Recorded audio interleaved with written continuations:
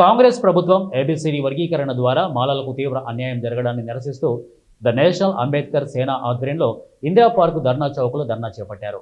సేనా జాతీయ అధ్యక్షులు మన్నే శ్రీధర్రావు కాంగ్రెస్ ప్రభుత్వం చేసిన ఎస్సీ వర్గీకరణ ద్వారా మాలలు అవకాశాలు కోల్పోతున్నారని అన్నారు. వర్గీకరణ అమలు కంటే ముందుగా విడుదలైన నోటిఫికేషన్లకు వర్గీకరణ ఎలా అమలు చేస్తారని మాల సంఘాల నాయకులు ప్రశ్నించారు.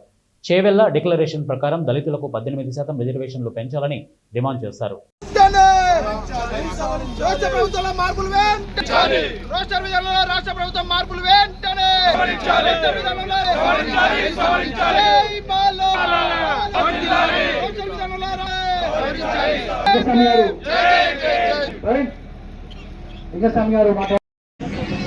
ఇక్కడ వచ్చిన నా మిత్రులకు మరి మా మాల సోదరులకు, తెలంగాణ వాసులకు, హైదరాబాద్, సికింద్రాబాద్ అన్ని జిల్లాలకి వచ్చిన ఈ ఉద్యమకారులకు మా మనస్ఫూర్తిగా మీకు అందరికీ జైభీములు తెలుపుతూ, మరియు తెలంగాణ మన చీఫ్ మినిస్టర్ గారికి ఇక్కడ ఇందిరా పార్క్ ధర్నా చౌక్ నుంచి మా సందేశం ఏమనగా, మీరు ఏది చేసినా చేయాలనుకున్నా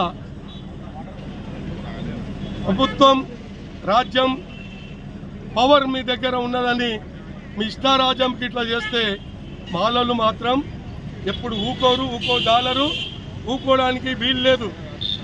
చనిపోయినంత వరకు కూడా మేము ఈ సాధన రిజర్వేషన్ దాని గురించి పోరాడి తీరుతాము. మరియు మీకు ఒక సందేశం ఏమనగా, ఈసారి ఏదన్నా మీరు అసెంబ్లీలో కానీ పార్లమెంట్కి సందేశం పంపించినా కూడా ఎవరికి కూడా అన్యాయం కాకుండా ధర్నా. ఎందుకంటే కాంగ్రెస్ ప్రభుత్వం రోస్టర్ విధానాన్ని మొన్న శాతవాహన కాలేజీలో కానీ, మెడికల్ సీట్లలో కానీ, ఇంజనీరింగ్ సీట్లో కానీ మాల ఉపకులాలకు ఒక్క సీట్ కూడా రాకుండా కాంగ్రెస్ ప్రభుత్వం చేస్తుంది. రేవంత్ రెడ్డి గారు, మీరు మాలలు గెలిపిస్తే గెలిచిన పార్టీ మీది, కానీ మీరు మాదిగలకు వత్తాసు పలుకుతున్నారు, మాలలకు సున్నం పెడుతున్నారు. మాకు రిజర్వేషన్, అసలు వర్గీకరణ అనేది రాజ్యాంగానికి విరుద్ధమైనది. అది అయినా సరే మీరు రాజ్యాంగం విరుద్ధమైనా సరే మీరు వర్గీకరణ చేశారు. 7% ఉన్న రిజర్వేషన్ని 5%కు చేశారు. మాలలకి 7% రిజర్వేషన్ ఉన్న మాదిగలకి 9% చేశారు.